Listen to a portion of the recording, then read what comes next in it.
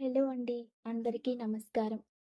ఉత్తరాయణం శిశిర ఋతువు మాఘమాసం శుక్లపక్షం దశమి రోహిణి నక్షత్రం. ఈరోజు చాలా విశేషమైనటువంటి రోజు. శుక్రవారం విశేషమైన రోజు. రోహిణి నక్షత్రం విష్ణు నక్షత్రం. ఇక శుక్రవారం లక్ష్మీదేవికి సంబంధించిన రోజు. దశమి విజయానికి ప్రతీక. ఈరోజు మనమందరం కూడా ఓం కమలాలయాయై నమః అనే నామాన్ని జపించాలి. కమలాలయ అనేటటువంటిది చాలా విశేషమైనటువంటి మంత్రం.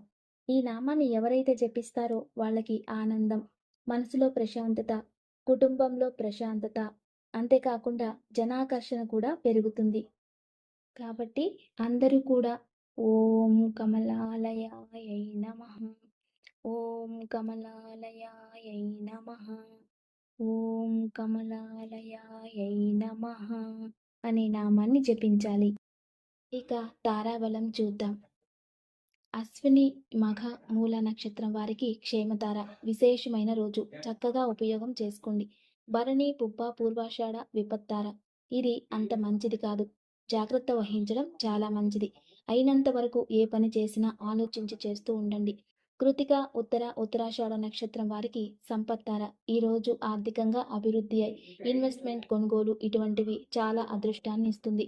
ఇక రోహిణి హస్త శ్రవణ నక్షత్రం వారికి జన్మతార కాస్త హెల్త్ ఇష్యూస్ జాగ్రత్త వహించడం మంచిది. మృగశిర చిత్త ధనిష్ట నక్షత్రం వారికి పరమమిత్ర తార శుభమైన రోజు.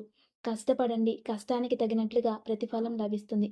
ఆరుద్ర స్వాతి శతభిష నక్షత్రం వారికి మిత్రతార ఈరోజు విశేషమైన రోజు.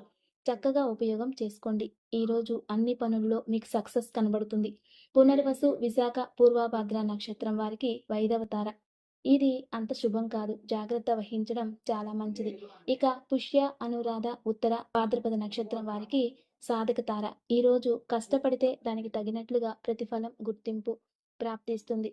ఆశ్లేష జ్యేష్ఠ రేవతి నక్షత్రం వారికి ప్రత్యత్తార అంత శుభఫలం కాదు. కాస్త జాగ్రత్త వహించండి. కోపం తగ్గించుకోండి. ప్రశాంతంగా ఉండండి. ఇక దివ్య పూజ.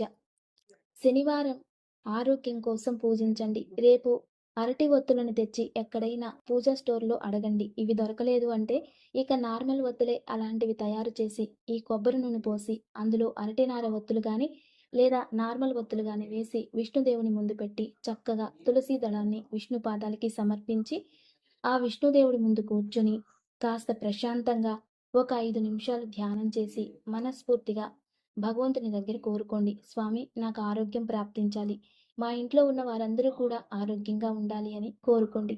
తర్వాత భగవంతునికి పెసరపప్పుతో పాయసం కానీ పొంగలి కానీ చేసి దేవుడికి నైవేద్యం పెట్టి పూజించండి.